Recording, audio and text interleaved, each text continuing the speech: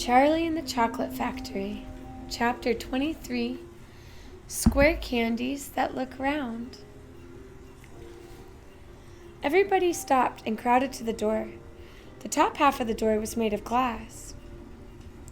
Grandpa Joe lifted Charlie up so that he could get a better view, and looking in, Charlie saw a long table, and on the table there were rows and rows of small white square-shaped candies. The candies looked very much like square sugar lumps, except that each of them had a funny little pink face painted on one side. At the end of the table, a number of Oompa Loompas were busy painting more faces on more candies. "There you are," cried Mr. Wonka. "Square candies that look round." "They don't look round to me," said Mike TV. "They look square," said Veruca Salt. "They look completely square." "But they are square. I never said they weren't." "You said they were round," said Veruca Salt. "I never said anything of the sort. I said they looked round." "They most certainly do not look round," cried Veruca Salt. "Veruca, darling, pay no attention to Mr. Wonka. He's lying to you," said Mrs. Salt. My dear goldfish,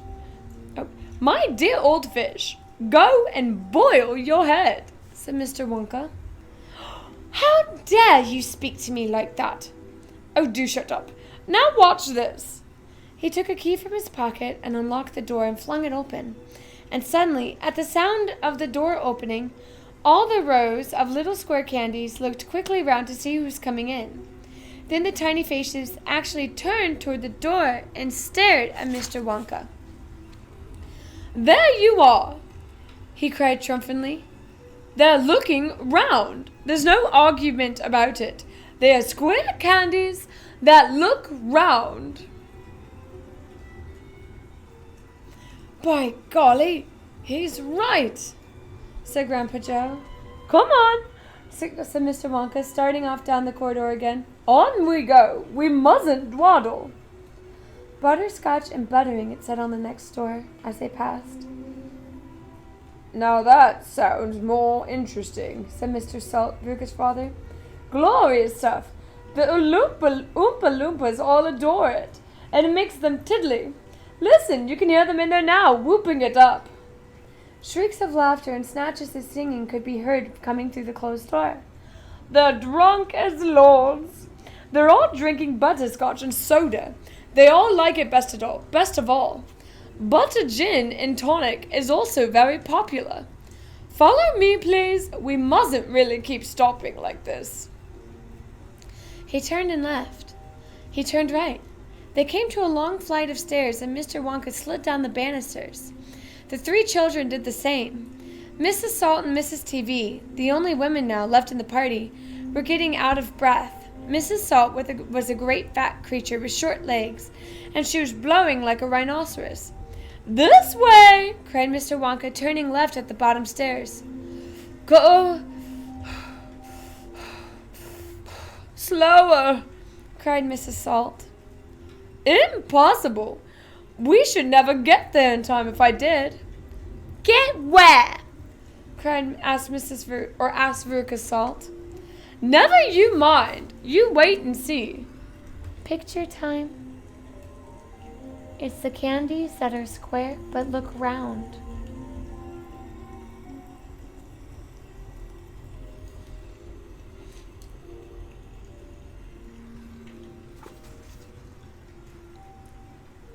Chapter 24, Veruca in the Nut Room. Mr. Wonka rushed on down the corridor. The nut room, it said on the next door they came to. "All right," said Mr. Wonka. "Stop here for a moment and catch your breath. Take a peek in from the glass panel of this door, but don't go in. Whatever you do, don't go in the nut room. If you go in, you'll disturb the squirrels." Everyone crowded around the door. "Oh, look, Grandpa, look!" cried Charlie. "Squirrels!" shouted Veruca Salt. "Jeepers!" said Mike TV. It was an amazing sight. 100 squirrels were seated upon high stools around a large table. On the table there were mounds and mounds of walnuts, and the squirrels were all working away like mad, shelling the walnuts at tremendous speed. These squirrels are specially trained for getting the nuts out of walnuts. Why are you squirrels? Said Mike TV. Why not use Oompa Loompas? Because Oompa Loompas can't break walnuts out of the walnut shells in one piece. They always break them in two. Nobody except squirrels can get walnuts whole out of walnut shells every time. It is extremely difficult, but in my factory I insist upon using only whole walnuts. Therefore, I have squirrels to do the job. Aren't they wonderful? The way they get those nuts out, and see how they first tap each walnut with their knuckles to be sure it's not a bad one. If it is bad, it makes a hollow sound and they don't bother to open it. They just throw it down the garbage chute. Look, there! Watch the squirrel nearest to us. I think he's got a bad nut now. Picture time.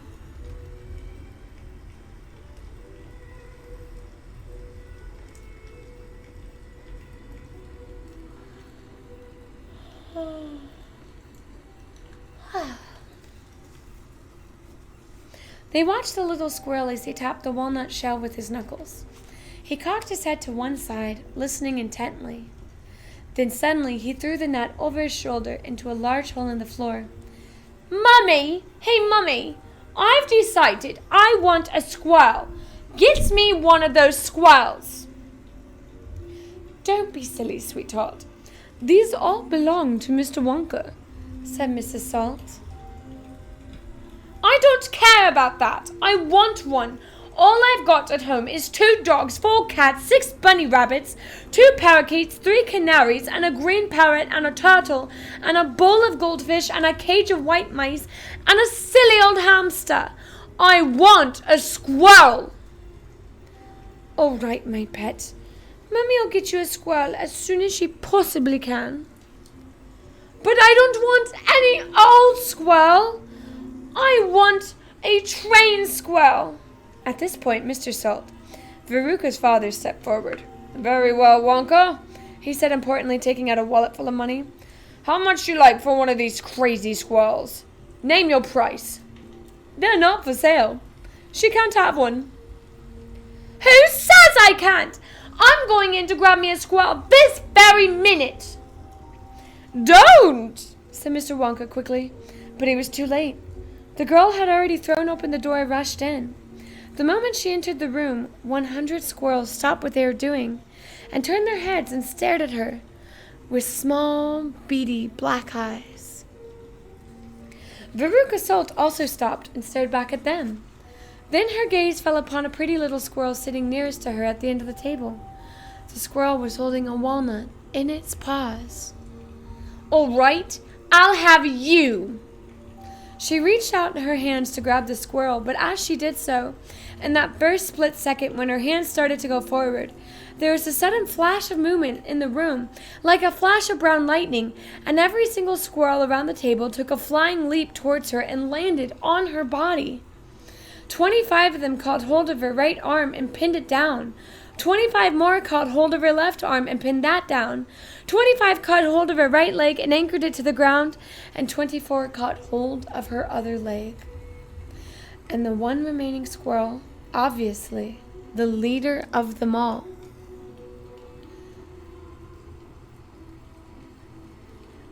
climbed up onto the shoulder and started rap-tap-tapping on the wretched girl's head with its knuckles. Save her! cried Mrs. Salt. Veruca, come back! What are you doing to her?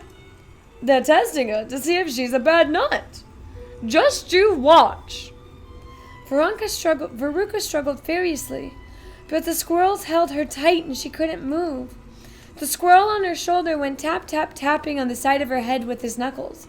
Then all at once the squirrels pulled Veruca to the ground and started to carry her across the floor. My goodness, she is a bad nut after all, said Mr. Wonka. Her head must have sounded quite hollow.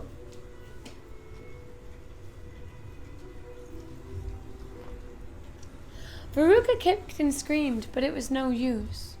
The tiny, strong paws held her tightly and she couldn't escape. "Where are they taking her?"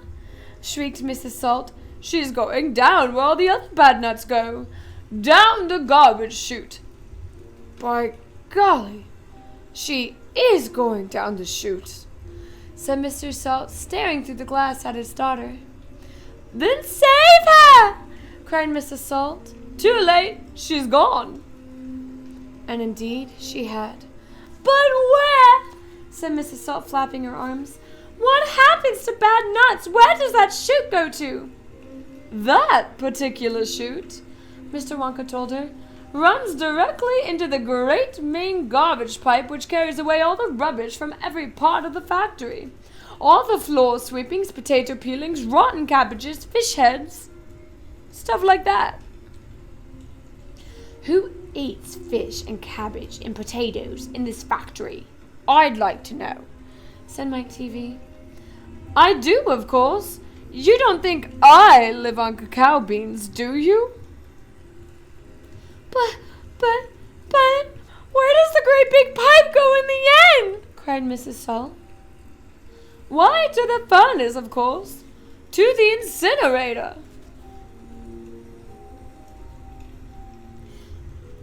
Ah! Mrs. Salt opened her huge red mouth and started to scream. "Don't worry, there's always a chance they decided to not light it today." "A chance? My darling Veruca, she'll be sizzled like a sausage." "Quite right, my dear. Now, see here," said Mr. Salt. "See here, Mr. Wonka. I think you've gone just a shade too far this time. I do indeed. My daughter may be a bit of a frump. I don't mind admitting it. But that doesn't mean you can roast her to a crisp. I'll have you know I'm extremely cross about this." Picture time.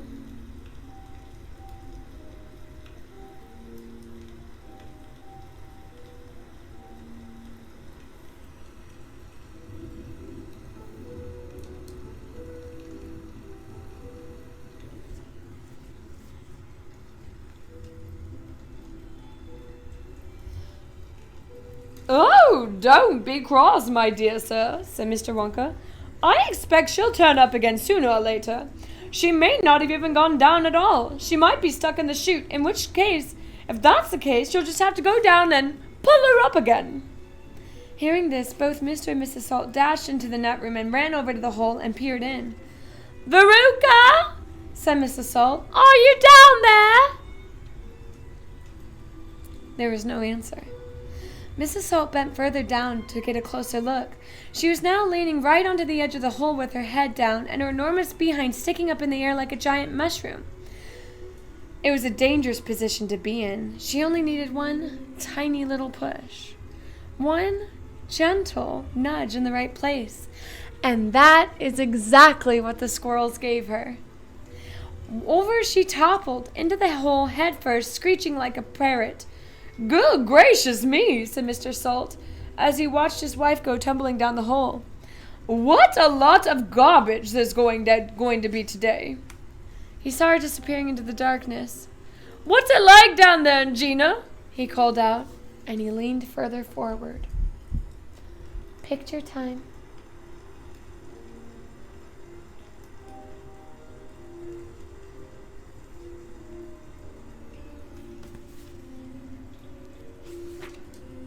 The squirrels rushed up behind him. "Help!" he shouted, but he was already toppling forward, and down the chute he went, just as his wife had done before him and his daughter. "Oh dear," cried Charlie, who was watching with others through the door. "What on earth's going to happen to them now?" "I expect someone will catch them at the bottom of the chute." "But what about the great fiery incinerator?" "They only light it every other day.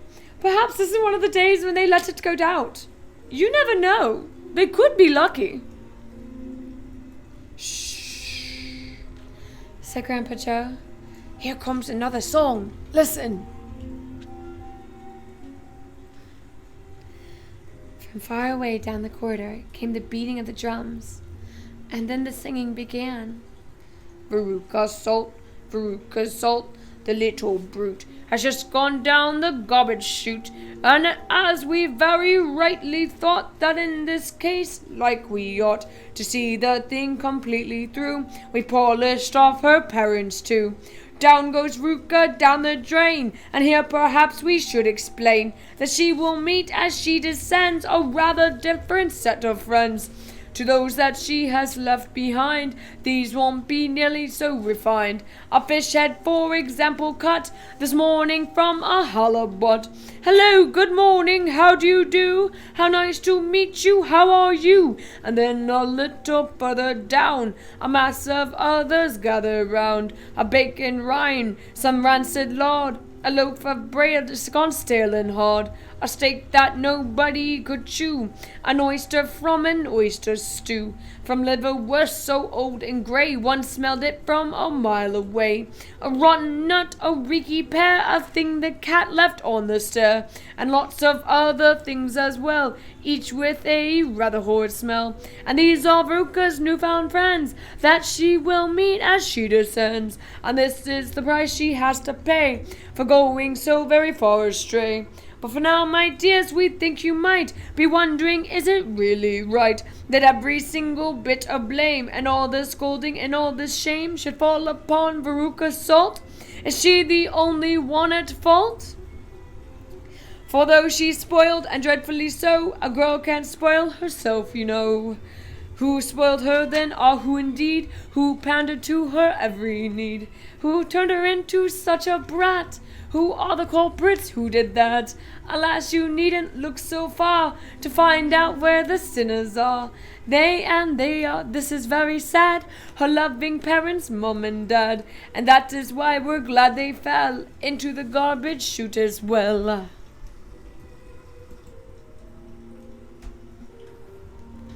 Chapter 25. The Great Glass Elevator. I've never seen anything like it, cried Mr. Wonka. The children are disappearing like rabbits. But you mustn't worry about it. They'll all come out of the wash. Mr. Wonka looked at the little group that stood beside him in the corridor. There are only 2 children left now, Mike TV and Charlie Bucket. And there are 3 grown-ups, Mr. and Mrs. TV and Grandpa Joe. Shall we move on? Mr. Wonka asked. Oh, yes, cried Charlie and Grandpa Joe both together. My feet are getting tired, said Mike TV. I want to watch television. If you're tired, then we better take the elevator. It's over here. Come on. In we go. He skipped across the passage to a pair of double doors. The doors slid open and the 2 children and the grown-ups went in. Now then, which button shall we press first? Take your pick. Charlie Bucket stared around in astonishment. This was the craziest elevator he had ever seen. There were buttons everywhere. The walls and even the ceilings were covered all over with rows and rows and rows of small black push buttons. There must have been 1,000 of them on each wall and another 1,000 on the ceiling. And now Charlie noticed that every single one had a tiny printed label beside it telling you which room you'd be taken to if you pressed it. This isn't just an ordinary up and down elevator, announced Mr. Wonka proudly. This elevator can go sideways and long ways and slant ways and any other way you can think of. It can visit any single room in the whole factory, no matter where it is. You simply press the button and zing, you're off. Fantastic, murmured Grandpa Joe. His eyes were shining with excitement as he stared at the rows and rows of buttons. The whole elevator is made of thick, clear glass, Mr. Wonka declared. Walls, doors, ceiling, floor, everything is made of glass, so you can see out. But there's nothing to see, said Mike TV. Choose a button. The 2 children may press 1 button each, so take your pick. Hurry up. In every room, something delicious and wonderful is being made. Quickly, Charlie started reading some of the labels alongside the buttons. The rock candy mine, 10,000 feet. Coconut ice skating rinks, said another. Then strawberry juice water pistols, toffee apple trees for planting out in your garden, all sizes. Exploding candy for your enemies. Luminous lollies for eating in bed at night. Mint jubes for the boy next door. They'll give him green teeth for a month. Cavity-filling caramels, no more dentists. Stick jaw for talkative parents. Wriggle sweets that wriggle delightfully in your tummy after swallowing. Invisible chocolate bars for eating in class. Candy-coated pencils for sucking. Fizzy lemonade swimming pools. Magic hand fudge. When you hold it in your hand, you taste it in your mouth. Rainbow drops. Suck them and you can spit in 6 different colors. Come on. We can't wait all day. Isn't there a television room in all this lot? Asked Mike TV. Certainly there's a television room, Mr. Wonka said. That button over there. He pointed with his finger. Everybody looked. Television chocolate, it said on the tiny label beside the button. Whoopee! Shouted Mike TV. That's for me. He stuck out his thumb and pressed the button. Instantly, there was a tremendous whizzing noise. The doors clanged shut and the elevator leapt away as though it had been stung by a wasp. But it leapt sideways, and the passengers, except Mr. Wonka, who was holding onto a strap from the ceiling, were flung off their feet and onto the floor. Get up, get up, get up, cried Mr. Wonka, roaring with laughter. But they were staggering to their feet, and the elevator changed directions and swerved violently around a corner. And over they went once more. Help! Shouted Mrs. TV. Take my hand, madam, said Mr. Wonka gallantly. Picture time.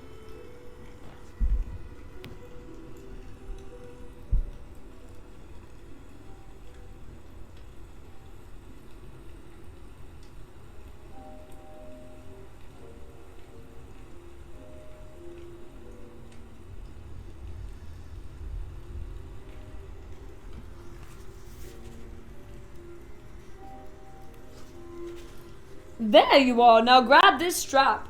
Everybody, grab a strap. The journey's not over yet. Old Grandpa Joe staggered to his feet and caught hold of a strap.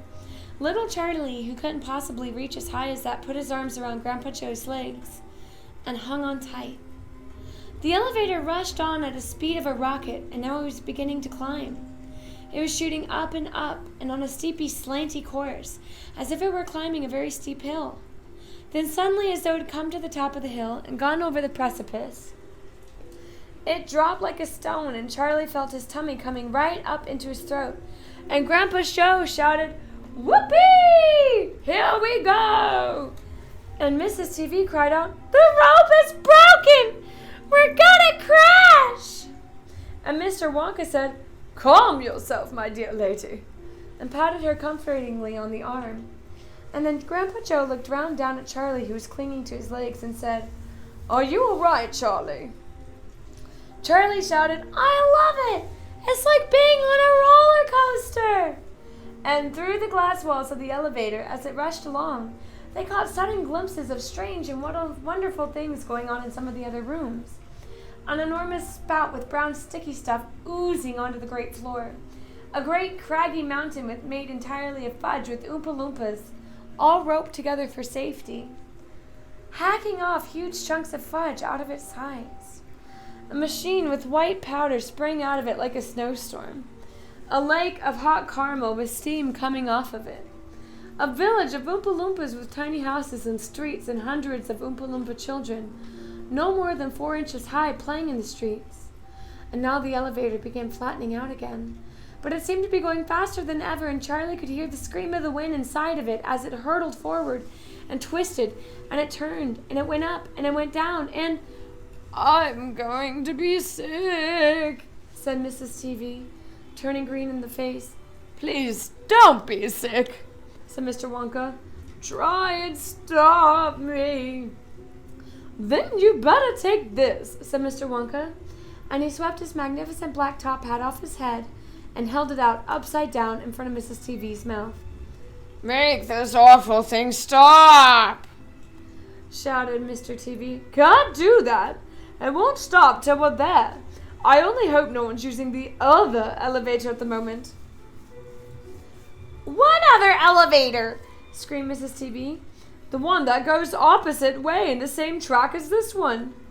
Holy mackerel! You mean we might have a collision course? Cried Mr. TV. I've always been lucky so far, shouted Mr. Wonka. Now I am gonna be sick, yelled Mrs. TV. No, not now. We're nearly there. Don't spoil my hat. The next moment, there was a screaming of brakes and the elevator began to slow down. Then it stopped altogether. Some ride, said Mr. TV, swiping his great sweaty face with a handkerchief. Never again, gasped Mrs. TV. And then the doors of the elevator slid open and Mr. Wonka said, Just a minute now, listen to me. I want everybody to be very careful in this room. There's dangerous stuff around in here and you must not tamper with it. And that's the end of part 6, Charlie and the Chocolate Factory.